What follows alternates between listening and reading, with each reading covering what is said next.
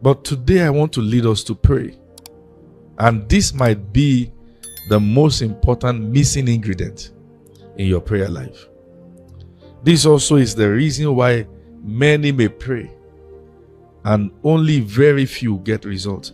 As a matter of fact, if we are not taught this, it's just a matter of when before many believers are frustrated out of Christianity. Because they will wonder the reason why people get answers to their prayers and they don't seem to be getting an answer to their own prayers. And what is that? It is the fact that we have been wrongly taught and indoctrinated that in expecting a miracle, once you pray and leave it at the feet of Jesus, it is solved. But that's different and contrary to the patterns that we see in scriptures. And this is exactly what is missing many times. For instance, let me show you a story. And what I'm going to be teaching you throughout the remaining part of this week and also next week is to be teaching you about how to take prophetic actions. The purpose of prayer, apart from communicating to God, is also to prepare your faculties to respond to the move of God. Prayer is supposed to heighten your sensitivity, because you are not spiritual if you don't know how to respond to what God is doing part-time.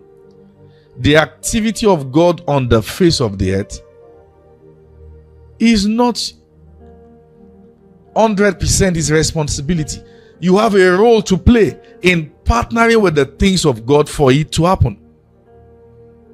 For instance, there are believers that belong to the qui sera sera class. They belong to what will be will be. You know, you hear the same things, like you hear them say things like, God is going to show up, God will do this, he will never allow disaster happen. But that's different from what you see in the Bible. If he didn't rise to fight Goliath, God was not going to come down to fight Goliath. Goliath was not going to fall without a David fighting.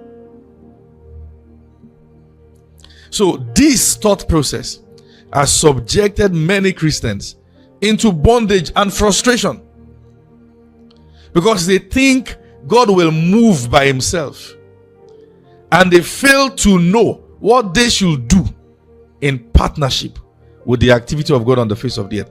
The only time God did anything solely as far as the earth was concerned was before he made man.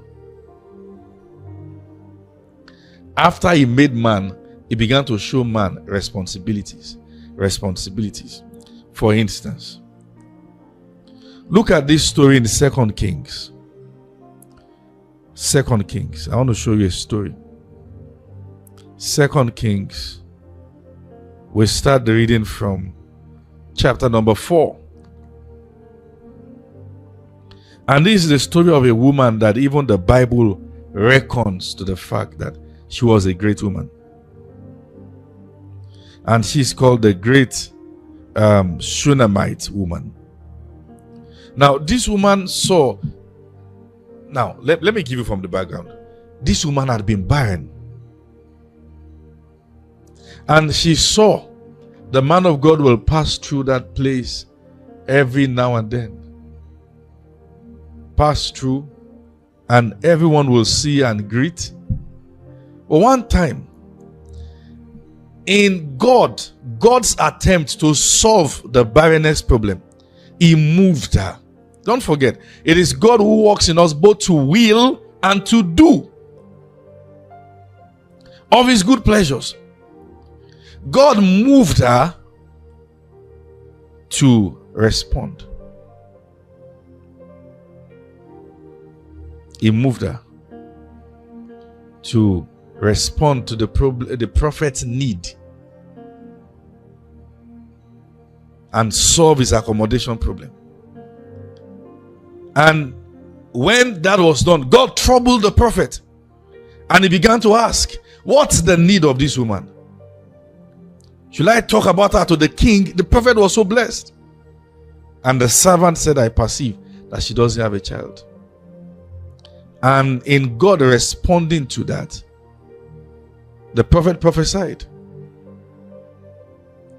So it was not enough. Now, this is different from the case of Hannah, that was just in the temple praying and the word came. You will not always have the same method. This is the case where that requires prophetic response and actions. If she copied the textbook of Hannah, she will be barren for life. And you see the same thing in Genesis 18. Abraham responded. He saw some men passing and he entertained them. And that's how the prophecy also came. That was not like the case of Elizabeth. That was just by a word.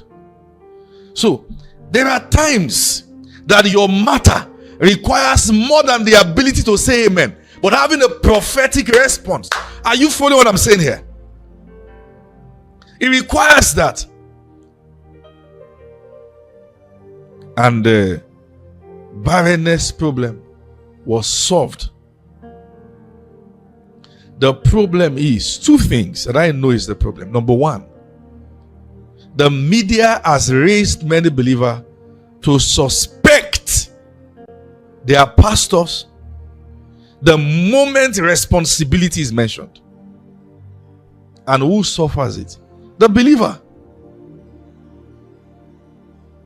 Maybe the Christian has been praying, oh Lord, approve this contract. Oh Lord, let this call to place. Oh Lord, let this fall to place. And God leads the person and say, go support your pastor. And then say, no, I don't do all these pastors thing. But you do the pastors thing when the pastors are declaring. That's wrong. And because of this, and unfortunately, many of us, and I will take responsibility for that as pastors, because we do not want to be rubbished, we do not want to be insulted, we'll rather, even though we know the truth, to teach this believer to learn to do what's right, just ignore them and keep declaring. And even though you know that they might not get answers that way. So there are times that God inspires a prophetic action